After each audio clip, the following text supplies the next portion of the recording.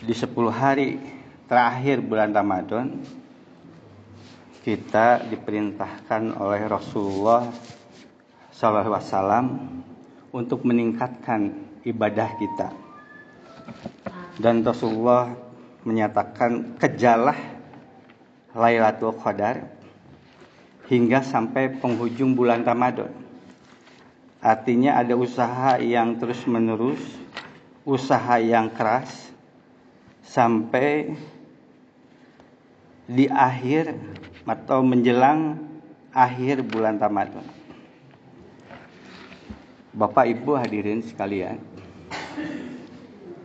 berkaitan dengan Lailatul Qadar, apa makna dari Lailatul Qadar yang kita diperintahkan untuk mengejar Lailatul Qadar ini sampai di penghujung bulan Ramadan.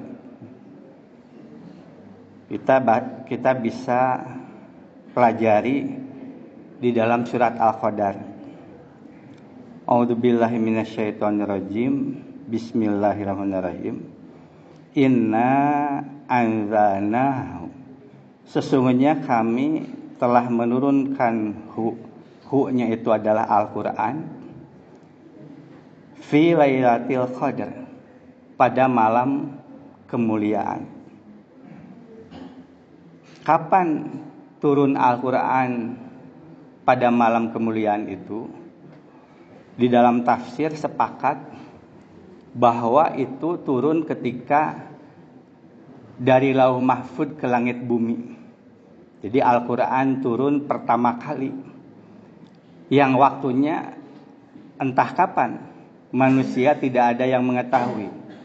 Tapi ketika Al-Quran turun dari Lauh Mahfud ke langit bumi, nah itu yang disebut dengan pada saat itu, malam itu disebut dengan malam penuh dengan kemuliaan atau malam penuh keberkahan. Wa ma adraka ma Lailatul Qadar. Dan tahukah kamu apakah malam kemuliaan itu? Dijelaskan di ayat berikutnya, Lailatul Qadri khairum min alfis sahrin. Yang nilai dari malam itu lebih baik dari 1000 bulan. Jadi malam ketika Al-Quran turun dari Lauh Mahfud ke langit bumi, nilainya sama dengan lebih dari 1000 bulan. Jadi menunjukkan saat-saat yang istimewa ketika Al-Quran turun. Dan bukan hanya itu, Allah perlihatkan bahwa Al-Quran itu demikian ditinggikan, dimuliakan. Tanazzalul malaikatu waruhu fiha bi'idni rabbihim min kulli amr. Turunlah para malaikat, waruhu, dan dengan malaikat Jibril. Waruhu dengan malaikat Jibril. Jadi seluruh malaikat, tidak ada yang melewatkan kesempatan yang berharga itu. Semua turun dalam rangka apa? Menyambut turunnya Al-Quran. Kita tahu malaikat itu punya tugas. Ketika mereka berkumpul, jelas mereka meninggalkan tugasnya. Apakah dengan meninggalkan tugasnya itu mereka mangkir?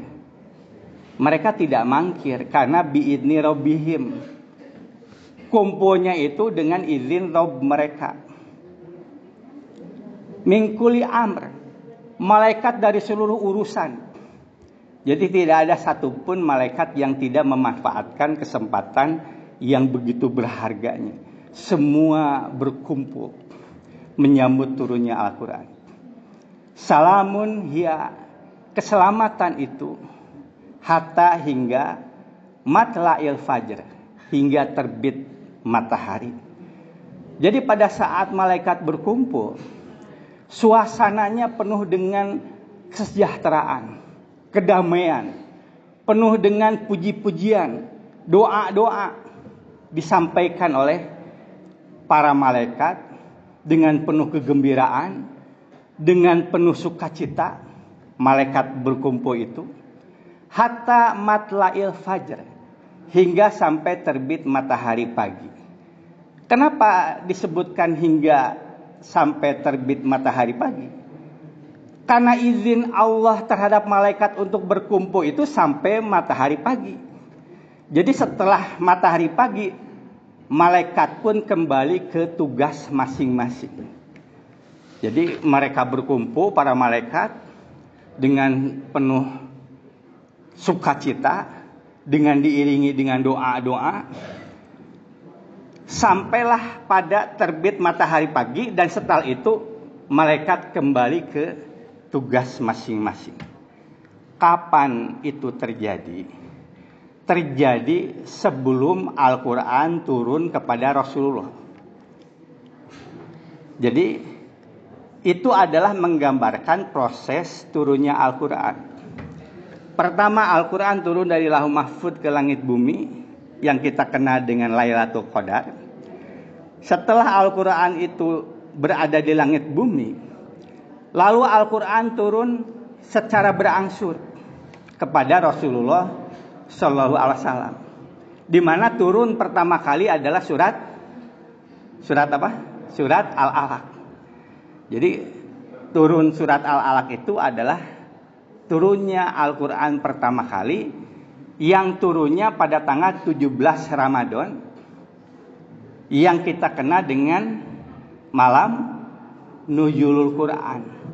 Jadi ada dua proses. Yang pertama Lailatul Qadar sebelumnya, lalu kemudian Nuzulul Quran, turun Al-Quran dimulai dengan Al-Alaq 1-5, dan itu mengawali ayat-ayat berikutnya yang turun. Para sahabat ketika menerima pelajaran dari Rasulullah tentang ayat-ayat Quran, mereka mencatat ayat-ayat itu. Ada di, apakah itu di pelepah pisang atau di tempat mana, mereka mencatat, dan mereka karena seringnya dibaca itu sampai hafal ayatnya. Pada saat Khalifah Abu Bakar, karena khawatir ayat-ayat Quran itu hilang, maka dibuatlah satu tim untuk mengumpulkan ayat-ayat Quran. Jadi semua ayat-ayat Quran yang sudah dihafal oleh para sahabat diminta untuk dilaporkan, dengan syarat setiap mereka melaporkan itu harus ada 2 orang saksi. Jadi tanpa ada 2 orang saksi itu tidak diterima ayat itu. Nah, sehingga kemudian terkumpullah ayat-ayat Quran dan disusun dengan susunan yang telah ditetapkan oleh Rasulullah. Jadi ketika Rasulullah menerima wahyu dan kemudian meminta kepada salah seorang sahabat untuk menuliskan ayat Quran, selalu ada pesan. Tulis ayat ini sebelum ayat ini, setelah ayat ini. Jadi pesan Rasul itu selalu ketika ayat ini disampaikan dan diminta untuk ditulis, tulis ayat ini sebelum ayat ini, setelah ayat ini. Sehingga akhirnya begitu ayat Quran itu terkumpul, jadilah Al-Quran seperti ini. Dimulai dengan Al-Fatihah, Al-Baqarah, lalu berikutnya Ali Imran. Karena selalu ada pesan, tulis ayat ini sebelum ayat ini dan setelah ayat ini. Nah, jadi terbentuklah Al-Quran seperti ini. Tapi itu baru ayat-ayat yang dikumpulkan, yang kemudian oleh Khalifah Abu Bakar, ayat-ayat itu disimpan di istri Rasul yang namanya Hafsah. Nah, ketika zaman Utsman, diminta oleh Utsman kumpulan ayat ini, lalu kemudian dibukukan, diperbanyak. Kitab itu diperbanyak, dibagikan ke seluruh penjuru, dan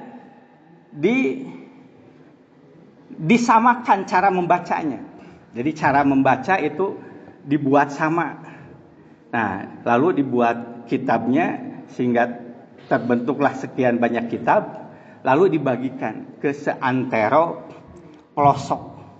Jadi apa yang sudah terjadi dari mulai Lailatul Qadar, kemudian nuzulul Quran, sampai kemudian disampaikan kepada para sahabat, sampai akhirnya jadilah kitab ini yang kita kenal dengan Mushaf Utsmani. Kitab yang diperbanyak, bukan dibuat oleh Utsman, tapi diperbanyak oleh Khalifah Utsman bin Affan, hingga kita mengenal ini kitab Utsmani.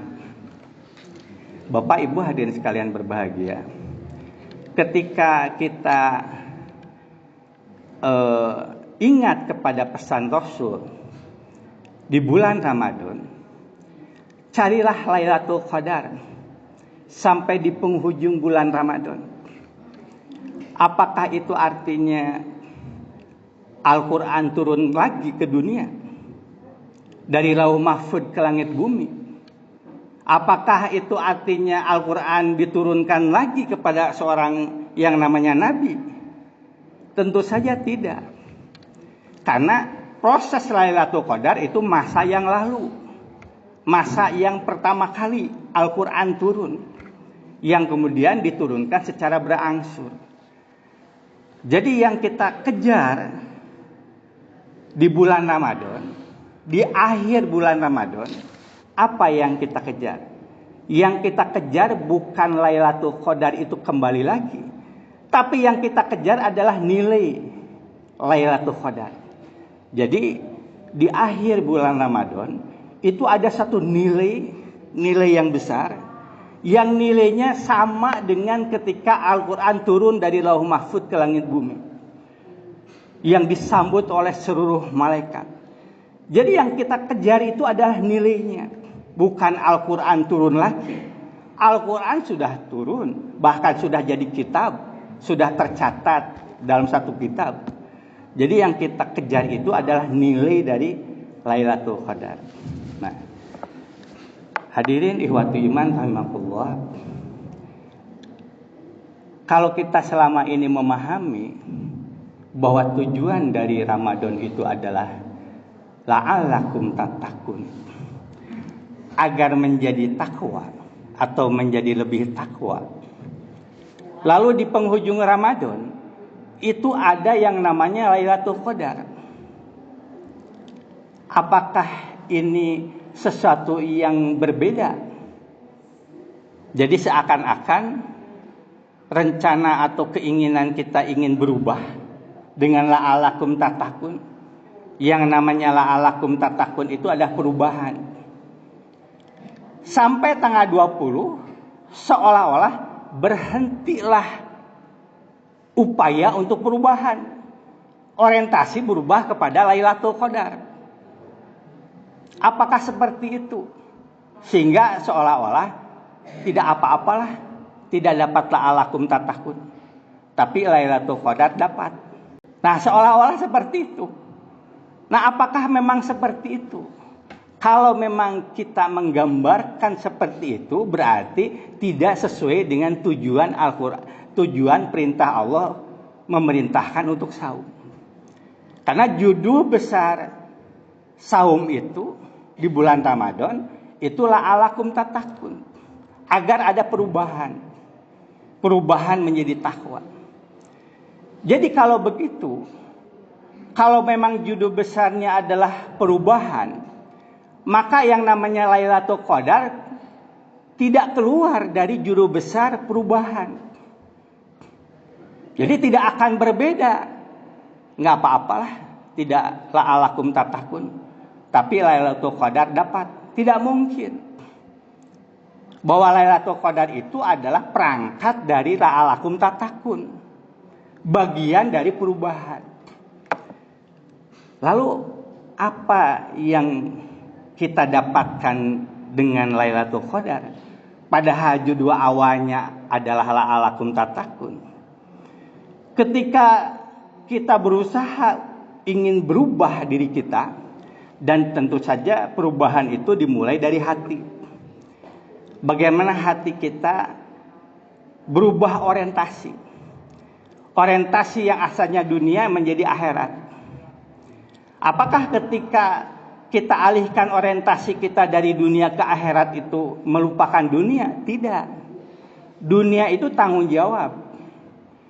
Kita mendapatkan tanggung jawab untuk memberi makan keluarga, untuk menyiapkan bekal pendidikannya, sekolahnya. Itu adalah tanggung jawab. Tapi itu bukan tujuan. Ketika seseorang itu mengalihkan orientasi, maka tujuannya adalah akhirat. Nah, bagaimana di bulan Ramadan ini kita mengalihkan orientasi yang asalnya dunia ke akhirat? Kalau hati itu sudah berubah dari orientasi dunia menjadi orientasi akhirat, maka semua yang ada di dalam tubuh kita, mata kita, tangan kita, kaki kita akan mengikuti apa yang ada di dalam hati kita. Yang penting hati kita ada perubahan. Maka saat kita di bulan Ramadan, kita membaca Al-Quran, memperbanyak baca Al-Quran, mengkhusukkan di dalam sholat, memperbanyak zikir, kita memohon ampun di bulan Ramadan, semuanya dalam rangka perubahan hati, perubahan orientasi. Dan dari perubahan orientasi itu melahirkan kebiasaan, melahirkan karakter, melahirkan kepribadian. Jadi apa hubungannya dengan Lailatul Qadar? Yang itu juga dianggap besar. Maka Lailatul Qadar itu adalah puncaknya perubahan. Jadi dari usaha kita yang terus-menerus dari mulai awal Ramadan, kita memperbanyak ibadah, memperbanyak baca Al-Quran, sampailah di tanggal 20. Di tanggal 20 itu perbanyaklah ibadahnya. Perkuatlah khusyuknya, zikirnya, doa-doanya, istighfarnya diperkuat di tanggal 20 dalam rangka mencari perubahan yang pasti. Nah, ketika kita mendapati diri kita mendapatkan suatu perubahan yang pasti, hati kita sudah bergeser kepada orientasi akhirat, hati kita semakin lapang dada, hati kita semakin damai, tenang di dalam kita melaksanakan tuntunan Allah, hati kita semangat untuk ibadah. Nah, ketika kita sudah merasakan perubahan itu, maka sebetulnya itulah orang yang mendapatkan Lailatul Qadar. Jadi dia orang yang sudah mendapatkan perubahan, dan nilai dari perubahan itu sama seperti Lailatul Qadar. Nilainya seperti ketika Al-Quran turun dari Lauhul Mahfuz ke langit bumi.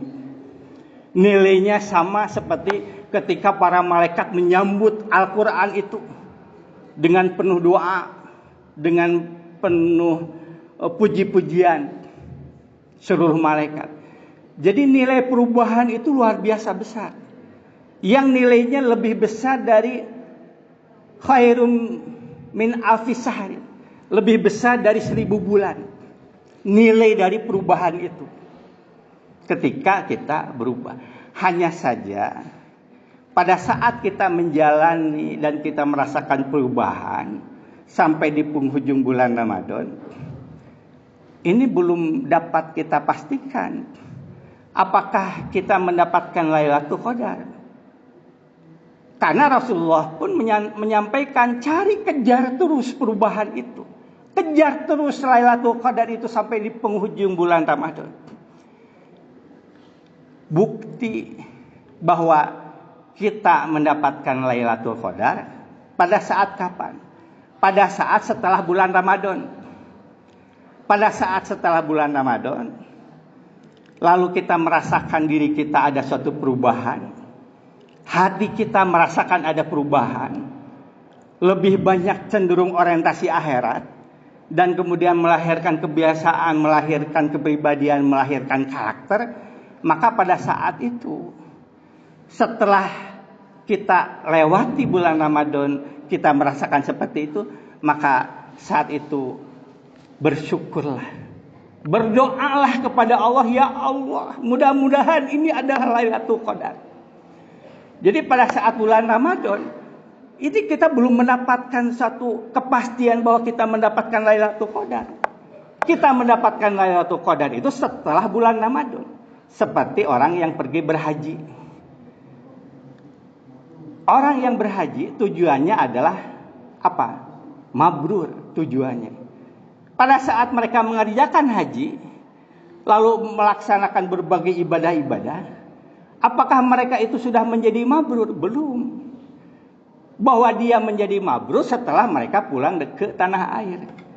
Setelah dia berada di tanah air, setelah melaksanakan ibadah haji, dia merasakan dirinya ada perubahan.